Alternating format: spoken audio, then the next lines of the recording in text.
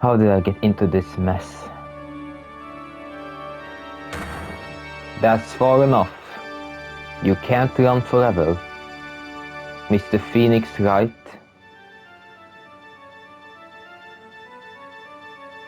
What have I done wrong? I cannot allow you to go on like this. But I'm just a simple defense attorney. Silence. You are no longer worthy of your title.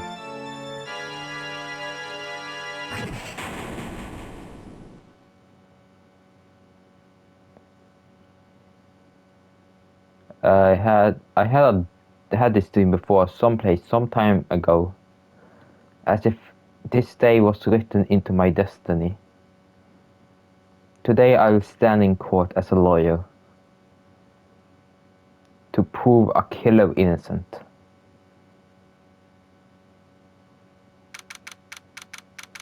March 23rd, 9:43 AM, District Court Defendants Lobby number 3. Hello and welcome back. I thought I had accidentally restarted the whole game there at the beginning. It's been a while. I don't remember clearly what happened last time I played. It's been like over a month. So hope I don't fail at this. Beep. Hello, this is Phoenix Wright. You don't look so well, dude. You're gonna prove me not guilty today, right?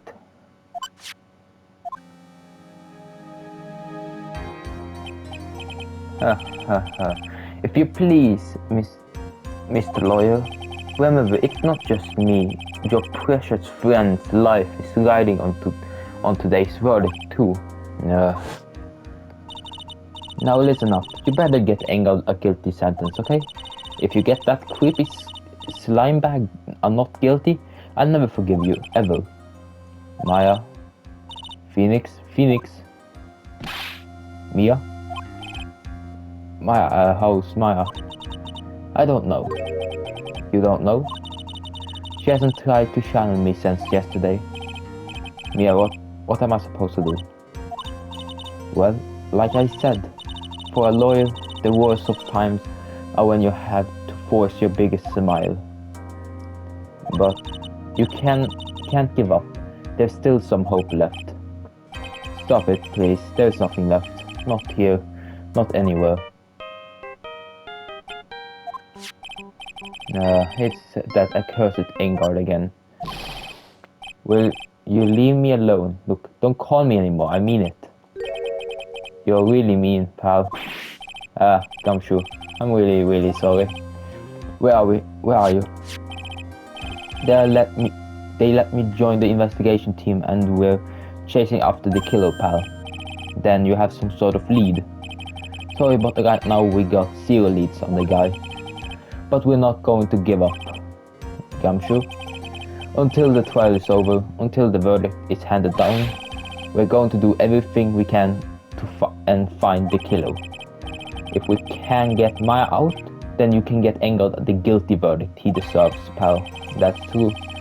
I could do that if they found Maya first. You got that?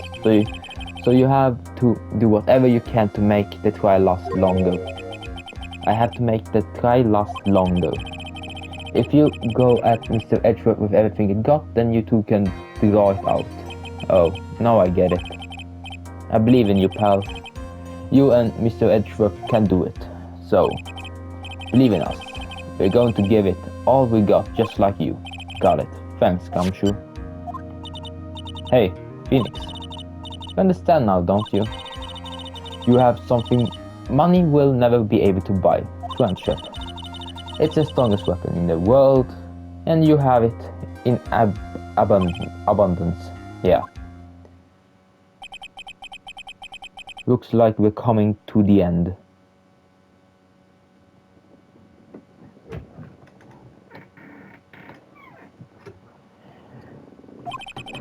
I have to make the trial last longer, as long as I can. Gumshoe will come through, I know it. March 23rd, 10 AM, District Court, courtroom number 3.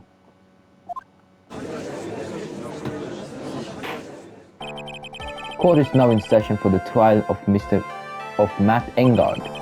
The defense is ready, Your Honor. The prosecution has been ready for a while, Your Honor. Now, as I recall, we concluded yesterday's session with a big mystery on our hands. The mystery being what exactly was Mr. Aidan Andrews' role in this murder. That is to say, is she really connected to the crime itself? Mr. Edgeworth, if you would please inform the court of today's proceedings. Adrian Andrews. She forged evidence that threw suspicion onto Matt Engard, and then proceeded to escape the crime. Proceed to escape the crime scene by wearing the nickel samurai costume. The guilt of these actions are those from which she cannot escape. Then you're saying that she's guilty after all. Sorry if I'm like seeing a little bit of absent-minded. We have a kitten new, so my mind is like split here a little bit on what it's doing. Miss Andrews has nothing to do with committing the actual murder. I would like to direct the court attention to this card. What is that? It looks like a shell. This is the calling call of a certain assassin. Assassin, you say?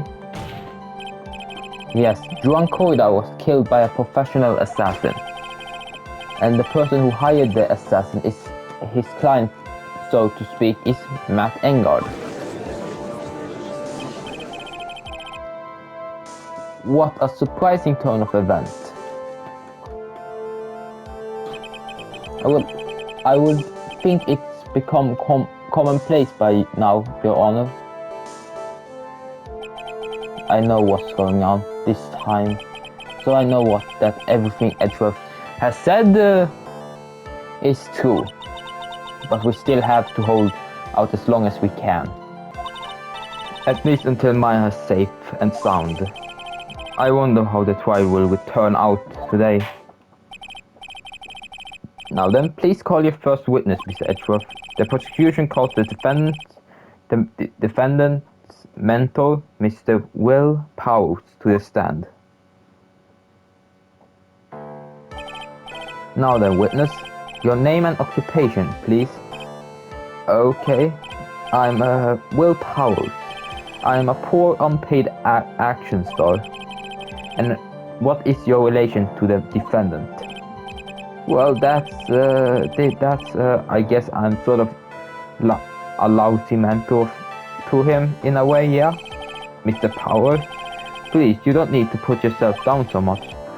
Sorry, please. Well, but I'm just kind of a nothing sort of guy. On the night of the murder, you visited the defendant's room. Is this correct? Yes. I didn't know that. But you know, I didn't actually get to see Matt when I went. All you need to do is answer what you're asked. Now then, I would like you to please testify about when you went to Mr. Engard's room. Okay, sure. Visit to Matt's room. After the award ceremony, I went by myself to Matt's room. Matt was standing there in front of his room, still in the nickel samurai costume. He was talking with someone. At first, I thought it was the bellboy.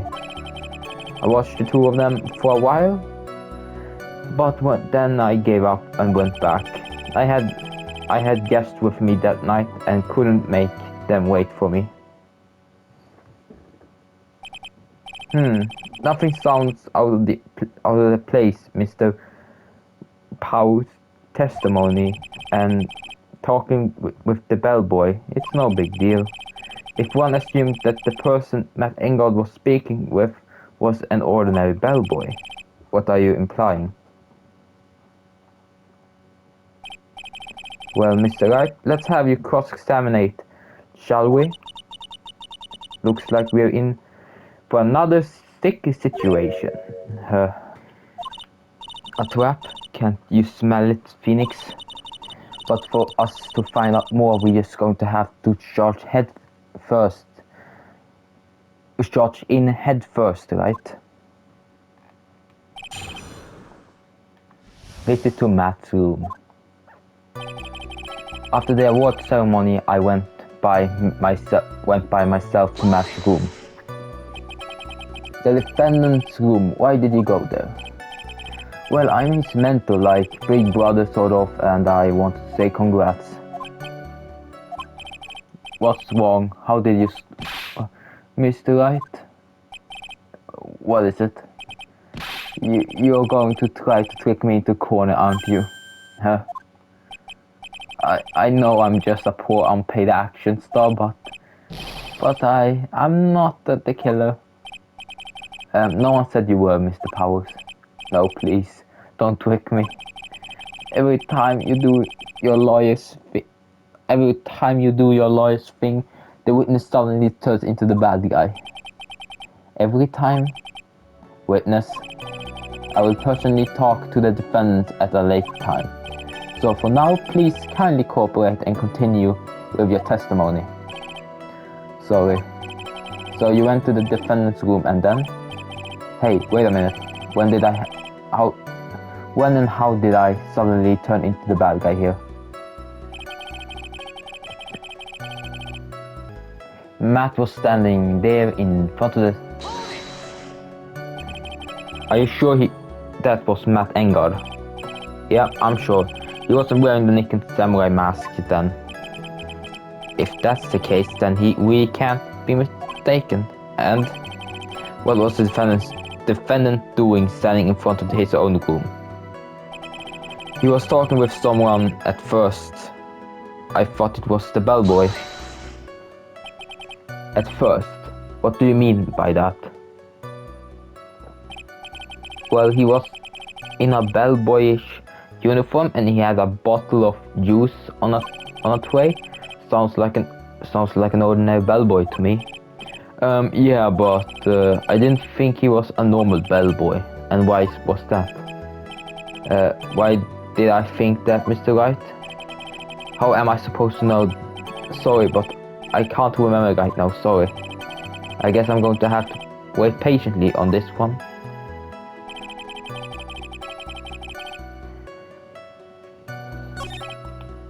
Can I present? Cause he's obviously talking about Joe Doe.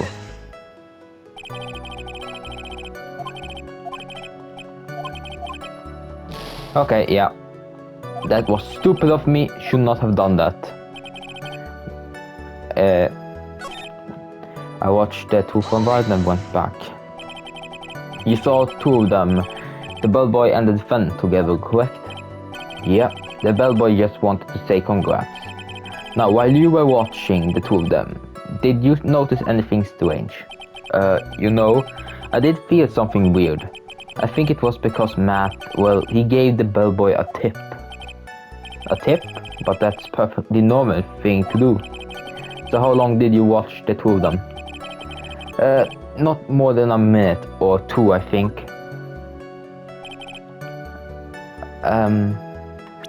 So he gave them a tip.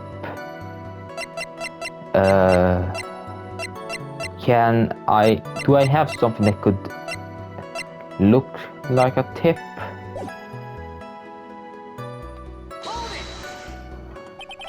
So who are these guests you are talking about? You guys, of course. You and Maya and Little Pearl. I thought it would be really rude since I invited you guys if I disappeared on you. So I went back to my seat pretty soon after seeing Matt in the hallway. This is like squeezing water from a stone. It's probably pointless to press further. Do you remember this incident? Did Mr. Power leave his seat that night? I don't remember that happening at all. Maya was making such a racket in her hyper state. I ended up focusing on her. I see. In any case, from his story, he probably wasn't gone for very long. Okay,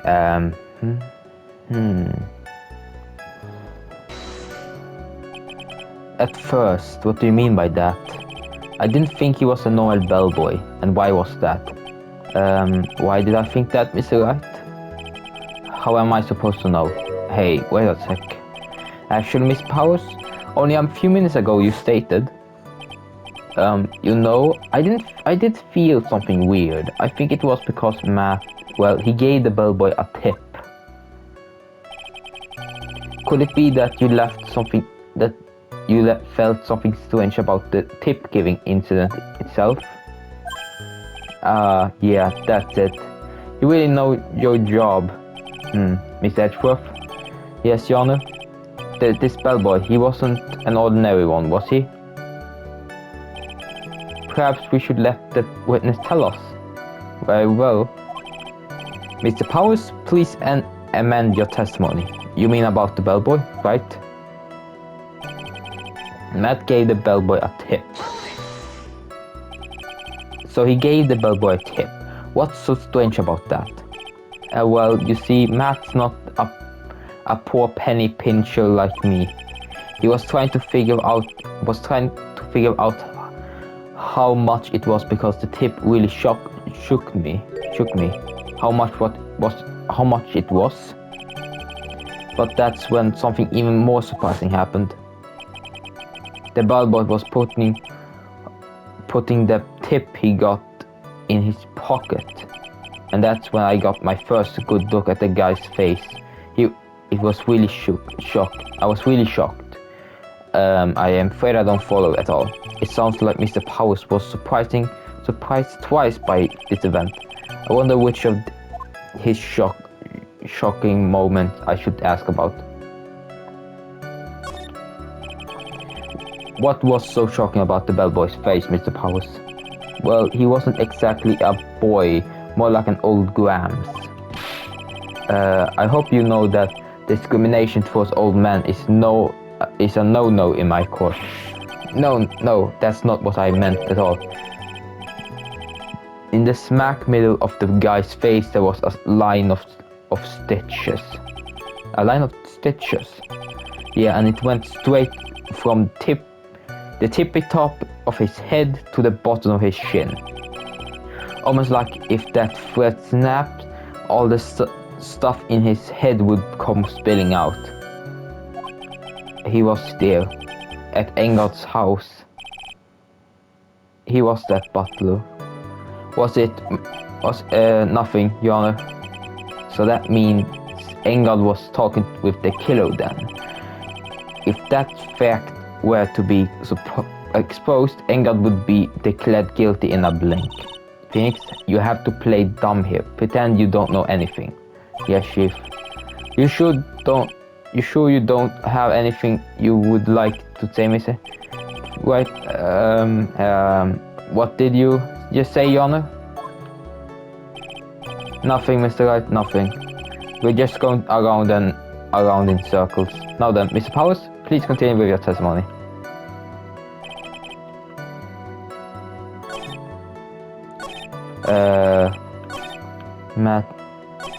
Matt gave the bellboy a tip. I watched.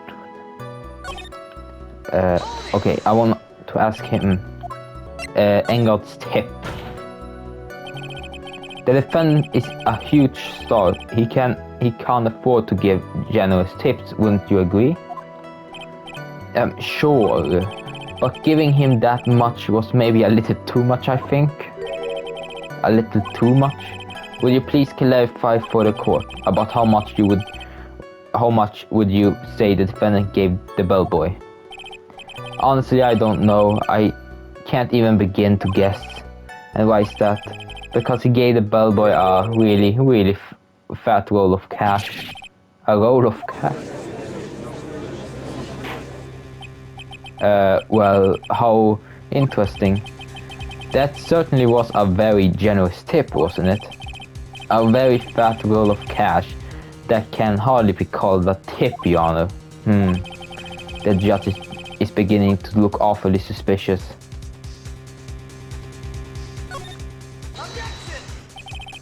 The defendant is a superstar. That kind of tip is a typical fare for people like him. I saying that superstars super spendos. If I could receive large roll of cash by simply bringing people things on trays, then why on earth would I stand around around here prosecuting? He got to the point. I don't even get paid, let alone rolls of cash for all my hard work. So supposing that roll of cash was not a tip, then what was it? Payment, Your Honor. Payment. Isn't it obvious? The murderer of Mr. Juan Corrida.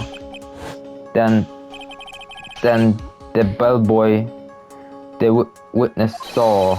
Yes, he was the assassin.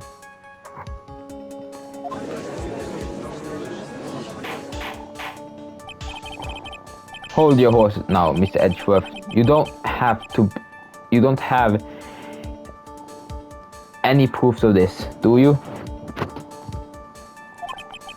Have I ever been unprepared to support my claims, Your Honor?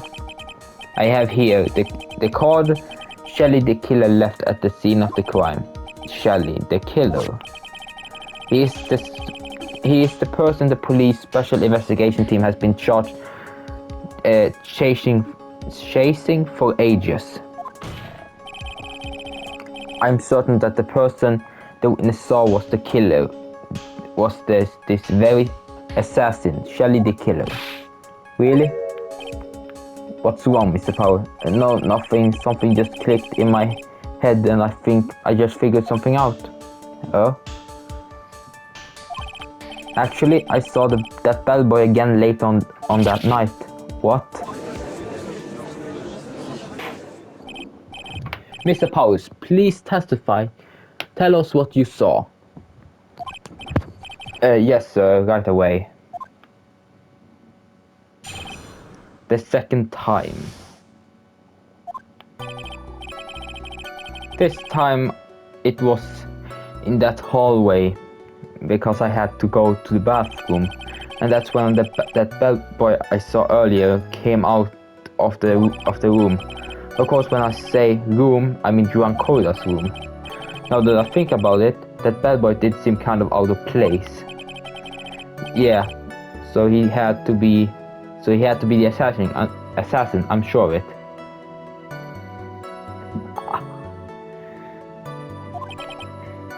I mean, thank you very much. That's all we need to for now. Huh? But I'm not done. There's still more. Let us first establish that the bellboy was truly Mr. the Killer. Then we shall see. So the bellboy came out of the victim's room, and if that bellboy really was the assassin, then I think the answer is fairly obvious.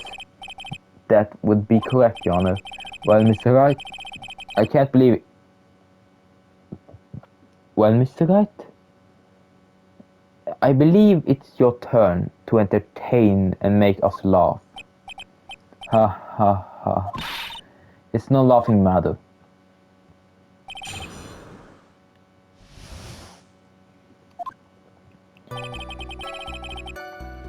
This time it was the hallway, bathroom, and what time was it? Well, I don't remember. The award ceremony ended around 8 PM, right? And I went to Matt's room pretty soon after that, and then came back. And then I went to the bathroom. So I guess maybe it was around 8-10 PM by that time. You're not one for details, are you, Mr. Powers? Sorry. I thought I could maybe catch Matt and say my congrats. And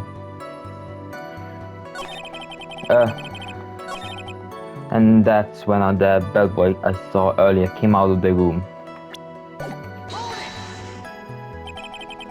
Are you sure it was the same bellboy?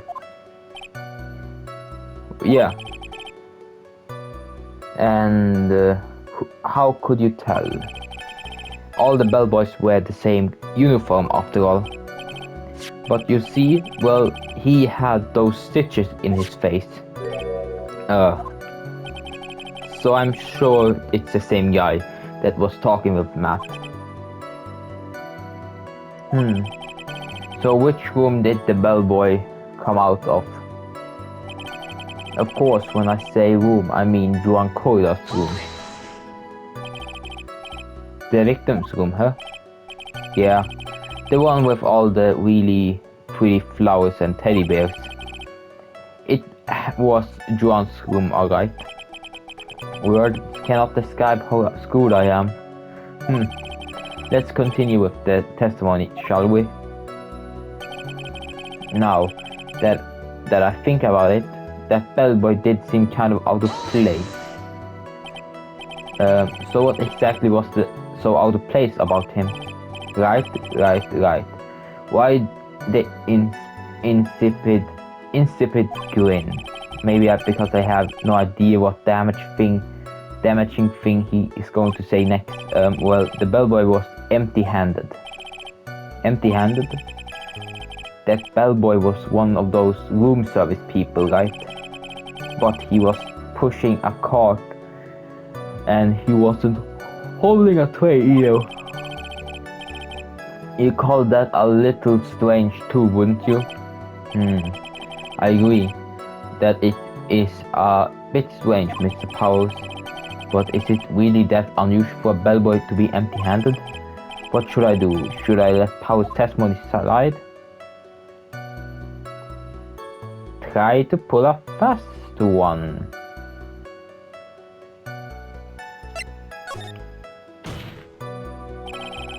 There's nothing strange or unusual about an empty-handed bellboy. But there really is. There really isn't. If you two are done being school children, bellboys are for room service. There is no reason for them to be empty-handed ever. Your Honor, I asked the witness previous testament to be supplemented with this new one. Edgeworth, are you going to do whatever you can to make the bellboy look suspicious? I see. Very well, this court recognizes and grants the prosecution request. Miss Powers, if you could amend your testimony, please. Yes, sir. I thought it was kind of strange for a bellboy to come empty-handed to out of a guest's room empty-handed.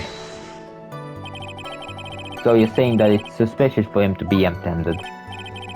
Yeah. Really suspicious. I mean, when I first saw that bellboy,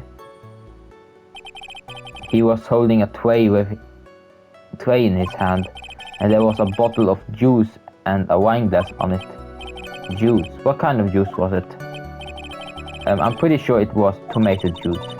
If we could come up with some sort of reason as to why he would come out empty-handed, some sort of proof, then I think we can dodge the bullet out of this one. Proof, huh? Sounds like a nut job for the court records.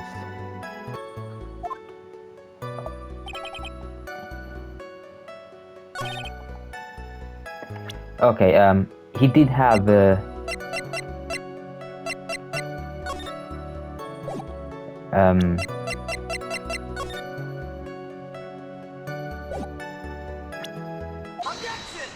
yeah, there is a tomato juice bottle in that one.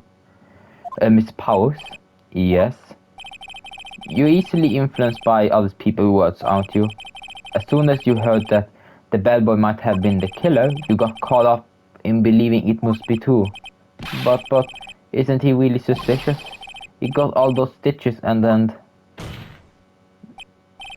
So, a baseball has stitches? Are you saying all bases are suspicious because they have stitches? Well, there's also, I mean, what's about him being empty-handed? I would like to ask the court to please take a look at here. This is the crime scene. There is a wine glass sitting next to Mr. Corrida's body.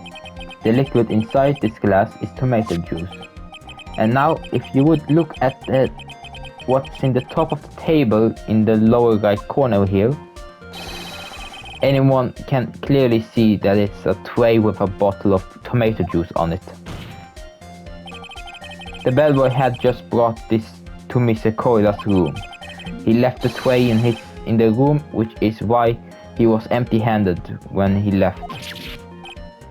But that would mean that the bellboy had seen and left a dead body in the room. But can you prove that Mr. Corridor was already dead at the time? Mr. Edgeworth? Yes. I blame you for leading me down this route. I'm terribly sorry. What is with him? Why is he laughing? Witness, isn't there one more thing you would like to share with us? Is there? The bellboy was empty-handed, or should I say empty-handed? I recall you say something interesting. You had something interesting to say about his hands. Oh yeah, I almost forgot. Huh? What? That bellboy, he was wearing gloves. Gloves? Yeah, pitched black leather ones. All the other bellboys don't wear gloves like that, right? Black leather gloves. Why didn't you mention them before? Sorry, it slipped my mind. Boy, does this make the bellboy look really suspicious. Alright, got to focus. I can't relax now. So, what if he had gloves? A lot of bellboys wear gloves. Come on, Mr. Wright, that bellboy was wearing black leather ones. So, a football is made of leather? Are you saying our footballs are suspicious because they are made of leather? But that man, he received a large roll of cash from the defendant, and then he has seen leaving the crime scene wearing black leather gloves. I don't think that even someone like myself can believe he was just another bellboy. It seems that we have finally come to an understanding. Now then, witness, please continue with the rest of your testimony. The rest? Oh yes, please tell us more. Okay. Their second meeting. After leaving John's room, the bellboy went and knocked on Matt's door just like that one. He gave something to the person inside the room. Then the old guy just left without even going into the room. After that, I went to the bathroom and went back to my seat. So the bellboy, after leaving the crime scene, next went to the defendant's room. Yeah, I kind of saw all that by accident. Some accident, I say. You saw too much. And all of it was suspicious to high heaven. I think it's safe to say that we can no longer consider this bellboy to be normal.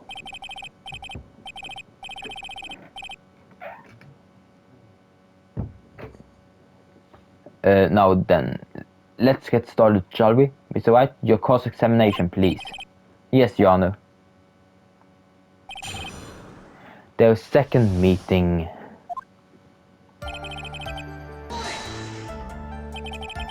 In that case, is that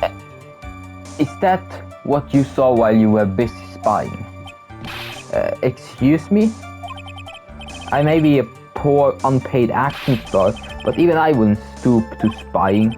Well, I think the point is, where did you watch all this from, Miss Powers?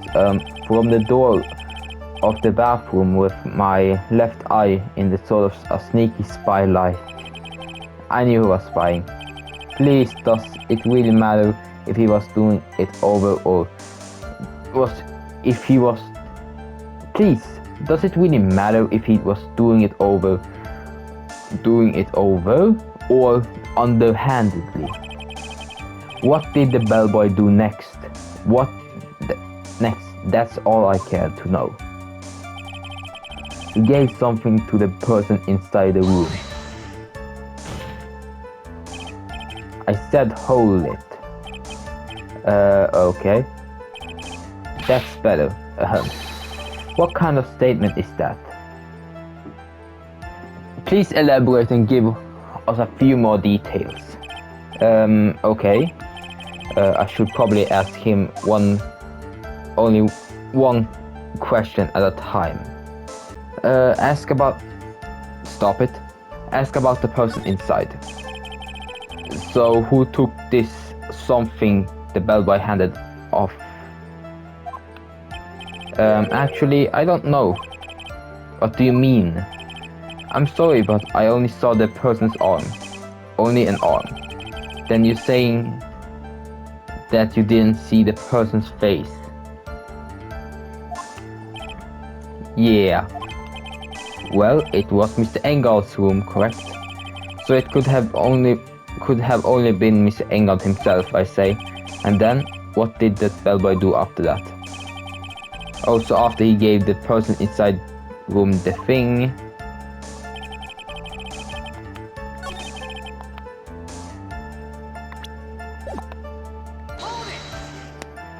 And let's ask him the other thing too. Maybe I can spin it in such a way that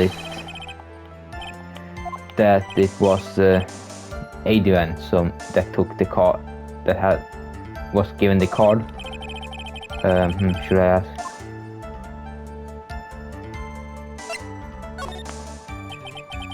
He gave something to this person. Yeah. And what was this something?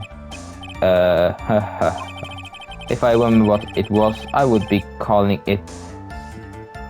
I wouldn't be calling it something, would I? But this implies something was removed from the scene of the crime. Are you sure you really can't remember, Mr. Powers? I think it was something kind of small, but I would like to summarize the testimony up to this point, if you don't mind. When the bellboy left the crime scene, he immediately went to the defendant's room. There he handed a small item of some sort to the person inside. As for the person who received the item, all you could see was the person's arm. Yes, it was just like that. Mr. Edgeworth, is all this really that important? Of course, Your Honor. I think this is the utmost importance. This is when whatever was removed from the crime scene was handed over to the client. Miss Powers, please try to remember what it was the bellboy handed off. Well, let's see. I think it was no. If you remember, please add it to your testimony. Yes, sir.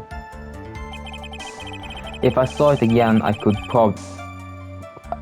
I think it was some sort of wooden statue. A wooden bear. I think a statue. Yeah, it kinda looks like one, I guess. If I saw actual thing again, I probably remember, you know. Looks like this trial is to proceed. I'm going to have to come up with whatever this statue thing is. Sure, you're going to have to trust your instinct. Okay.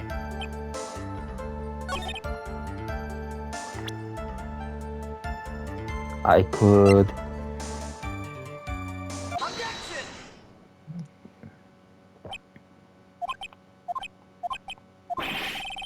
What's the point of that pregnant pause? Where did that object come from? Well, speak up. It was me, Your Honor. What is it? I have a feeling that something bad is going to happen once I show this. Mr. Wright? If you have something to say, please be... Yes, Your Honor. Okay, deep breathe. Mr. Powers, there's something you saw. Was it this item? Oh, hey, that's it. That's the something. Wow, Mr. Wright, you really figured it out. I recall we found this at Matt Engel's mansion. Wait, could I have shown something else? I just need to... No. I don't think this game even allows choices, so... Yeah.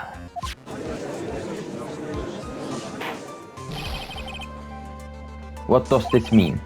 It's simple, Your Honor. Shelley the killer assassinated Joan Corder in this room, and then he stole this wooden bear from the scene of the crime. Then the bear is being found at Mr. Engelt's mansion would mean it goes without saying, Your Honor, Matt Engelt is the killer's client. Order. I said order. Mr. Wright, this is most unfortunate turn of events for you. Yeah. Sorry, Mia. No, it's alright. The judgment was sound. Actually, I figured the bear would come up. If not now, then it would have later on. Even if you hadn't shown it to the court, I'm sure your friend Edward would have. Oh, I almost forgot that he knew about it too. I think it's clear that here is no need for us to continue this trial. I can't let this happen. I have to do something. There has to be something we overlooked. Your Honor, a minute, please. Yes, Mr. Wright. There are still few points left that we have not fully explored. What are you trying to pull? Well, we can't have that. Alright, Mr. Wright, what questionable point would you like to explore further? The testimony who received the bear. There was one thing Mr. Powell's testimony that was very unclear. And that is the identity of the person who received the bear. He gave something to the person inside the room. I'm sorry, but I only saw the person's arm. As long as we don't know who it was that took the bear,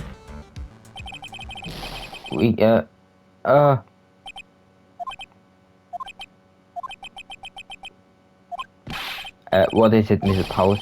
If you're going to scream like that, then at least give us a good reason why. Yeah, sorry. Actually, so I remembered who took the bear. What? Really?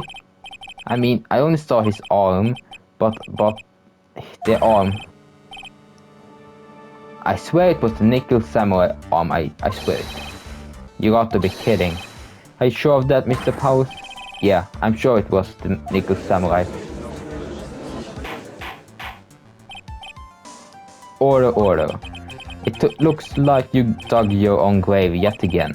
How many times is that today? I lost count. So the person who took in this little bear was the nickel samurai. And as well as we all know, Matt Engelt is the nickel samurai. Thanks to the fans, we made that all the clearer. What am I supposed to do now, Mia? Help. You don't have time to act lost. You got to find another angle to attack this from. Now I will bring this cross-examination to Your Honor. Again, Mr. Wright. We all remove any and all questionable areas of this testimony. It's about time you were removed from this court, Mr. Wright. I have to find something, even one more little point will do. There are still questions left unanswered. What are you trying to pull? Oh well, we can't have that. Alright, Mr. Wright. What questionable point would you like to explore? The bear itself. I think it's fairly obvious that the bear itself is very questionable. The bear, Mr. Wright? This was found at Mr. Engelt's mansion. However, Mr. Engelt was arrested at the hotel that night, which means that since the murder occurred, he has not had a chance to go home. Oh, I think Your Honor has already figured out what I'm trying to say. It's not possible that it was Mr. Engelt who took this bear to his mansion. Why, that's very true. Why?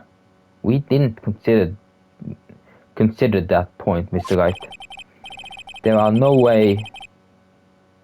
was no way time-wise for the defendant to have taken this bear home. Disaster over. You haven't gotten the best of me yet, Mr. Wright. Huh? I remember it's clear as day.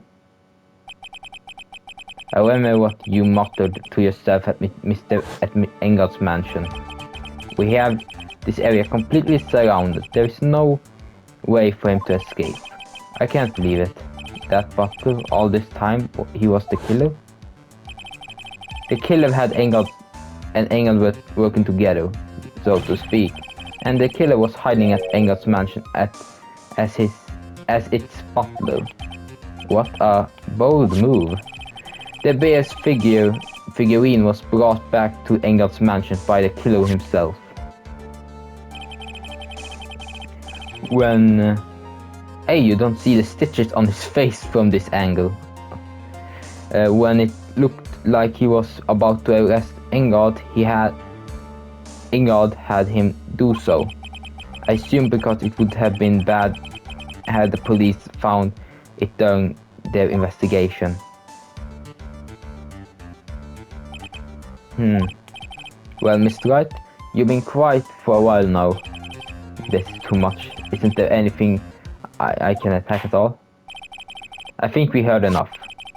We know why this bear figurine was at the defense mansion, as well as who it was that received the bear from the assassin in his room. Everything has become very clear. This client who hired the assassin to commit the murder was Mr. Matt Engard. I see no reason for this trial to continue, therefore I will now hand down my verdict. Thank you, Your Honor, for your understanding. You see, Mr. Wright, you could not win against the truth, could you? I knew it would turn out this way. After all, what Edgeworth was stated is the truth. Any last objections, Mr. Wright? Well, what do I do?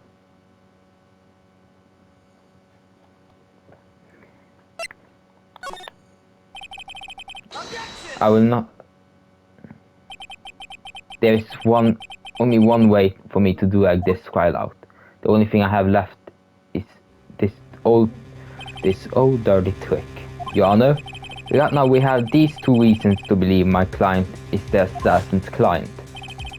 Reason number one, he accepted the bear figurine from the assassin. Reason number two, that very same figurine was found at Engel's mansion. However, it's possible this is all the work of a certain other person. What are you saying? What I'm saying is it is possible a different person is the killer's real client. The real client. Yes. Is that all you have? Now then, Mr. Wright, let's hear your theory. Who do you say is the killer's real client and therefore the real murderer?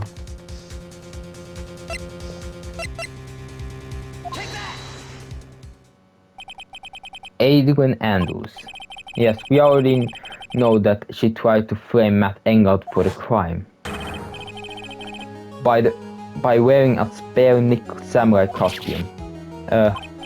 Then the nickel samurai's arm, what I saw, that could have very well been Miss Andrews. But what about Mr. Engard? If you would please recall yesterday's testimony, the defendant was taking a nap during the break period. That's right. Then, finding this figurine at Mr. Engard's mansion, it was a well-laid trap set by Miss Andrews. Mr. Edgeworth, what's your opinion on this? I can't even begin to count the flaws in the defense logic, besides which there is no evidence to support it. However, I can't fully discount its possibility either. What is it? What is with this trial? Come on, anyone can tell Engel did it. I can't believe it. Yeah, unbelievable. It's not something petty, it's murder of all things. This is to save Maya. This is to save Maya. Even if the whole world turns against me, this one fight I can't give up on. Order, order, order. All disruptive parties will be forced to leave the courtroom. Your Honor, for the benefit of the defense, I'm willing to play along with this what-if game. His what-if game, Miss Edgeworth. The prosecution is prepared to challenge the defense theory. Mr. Wright, even you must have thought it strange and wondered, why would the criminal want this little wooden bear? He's right. The killer did specifically bring that bear to Engel's right away. Why do you ask? Is there something special about it? Absolutely. And I'm sure that once the court knows its significance, the true killer's identity will become crystal clear. Your Honor, the prosecution calls upon the witness who will clear all doubt against Miss Andrews. And who would that be? It's quite simple, Your Honor. Miss Adrian Andrews herself.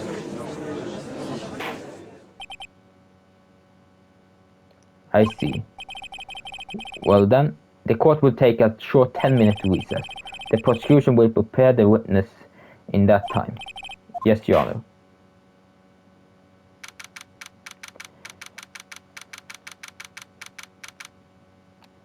Okay, I can't save here, so I'm gonna... Ha ha ha. Okay. Just continue laughing till next time. This is all for today. Sorry for if the video becomes a little bit weird, like with the cuts. But yeah. I hope you liked this episode. Continue enjoying your day, and adios.